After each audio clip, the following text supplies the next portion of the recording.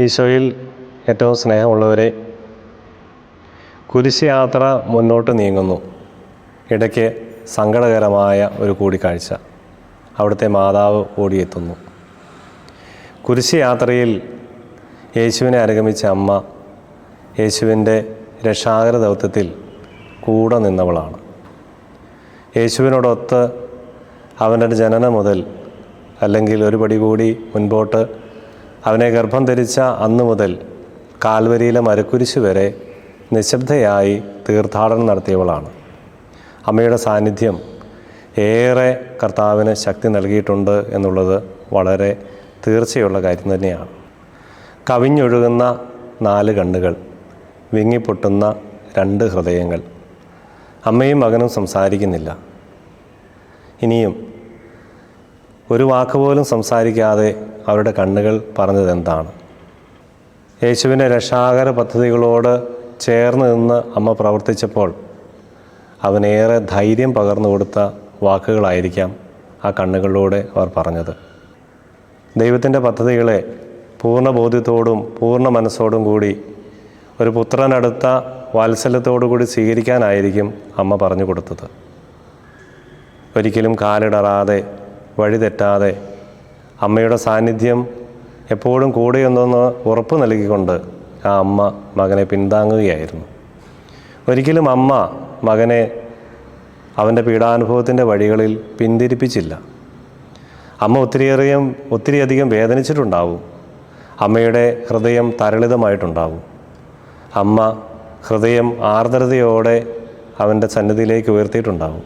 പക്ഷേ ഒരിക്കലും അവൾ ആ കുരിശുയാത്രയിൽ തടസ്സം നിന്നിട്ടില്ല. മകന് ശക്തി പകർന്നുകൊണ്ട് ലോകത്തിൻ്റെ മുഴുവൻ രക്ഷ തൻ്റെ ഉള്ളിലൊതുക്കി അവൾ അവനോടുകൂടെ നിശബ്ദയായിട്ട് തീർത്ഥാടനം നടത്തുകയായിരുന്നു. ലൂക്കായുടെ സുവിശേഷം 2-ാം അധ്യായം 35-ാം തിരുവചനം, നിൻ്റെ ഹൃദയത്തിലൂടെ ഒരു വാൾ തുളച്ചു കയറും എന്ന് പരിശുദ്ധനായ ശിമിയോൻ അന്ന് പ്രവചിച്ചു. ആ പ്രവചനം അന്നേ ഹൃദയത്തിൽ ഏറ്റുവാങ്ങിയവളാണ്. ഹൃദയത്തിൽ സംഗ്രഹിച്ച് ഗാഢമായി ചിന്തിച്ചവളാണ്. ആ ഒരു ചിന്ത ഈ രക്ഷാകര ദൗത്യത്തിൽ, ക്രിസ്തുവിൻ്റെ രക്ഷാകര ദൗത്യത്തിൽ പൂർത്തീകരണത്തിന് വേണ്ടി സഹായിക്കാൻ കാരണമായി. ക്രൂശിതനായ ക്രിസ്തുവിൻ്റെ രക്തമൊഴുകുന്ന മുഖം കണ്ടപ്പോൾ പോലും അവൾ പ്രത്യാശ കൈവിടാതെ ഉറച്ചു നിന്നു. അതും ദൈവീയ വാഗ്ദാനത്തിൽ പ്രത്യാശയോടെ ഉറച്ചു നിന്നു എന്നുള്ളതാണ് മറിയത്തിൽ നിന്നും നമുക്ക് സ്വീകരിക്കാൻ കഴിയുന്ന വലിയ മാതൃക.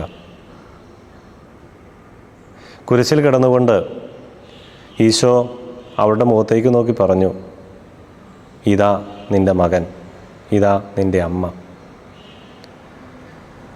ആ സമയം മുതൽ അവൾ മനുഷ്യവംശത്തെ മുഴുവൻ തൻ്റെ മക്കളായി സ്വീകരിക്കുകയാണ്.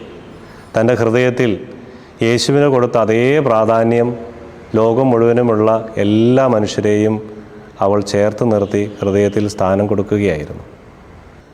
തൻ്റെ പീഡാസഹനത്തിൻ്റെ വലിയ വേദനയ്ക്കിടയിൽ എൻ്റെ ദൈവമേ, എൻ്റെ ദൈവമേ, എന്തുകൊണ്ട് നീ എന്നെ ഉപേക്ഷിച്ചു എന്ന് ചങ്കുപൊട്ടി നിലവിളിച്ച ഈശോ തൻ്റെ മക്കളുടെ വേദനയ്ക്കിടയിൽ അമ്മയെന്ന് വിളിച്ചെന്ന് കരയാൻ, ആ വിളിക്കൊരു പ്രത്യുത്തരം നൽകാൻ ഒരമ്മയെ വേണം എന്ന് തോന്നിയതിനാലാണ് മാതാവിനെ, തൻ്റെ സ്വന്തം അമ്മയെ നമുക്ക് അമ്മയായി നൽകിയത്. ഇത് വിശുദ്ധ അംബ്രോസ് പുണ്യവാൻ്റെ വാക്കുകളാണ്. നമുക്ക് ഒരമ്മയുണ്ട് എന്നുള്ളത് വലിയ സന്തോഷവും പ്രത്യാശയും നൽകുന്ന വലിയൊരു സത്യമാണ്, നിത്യസത്യമാണ്.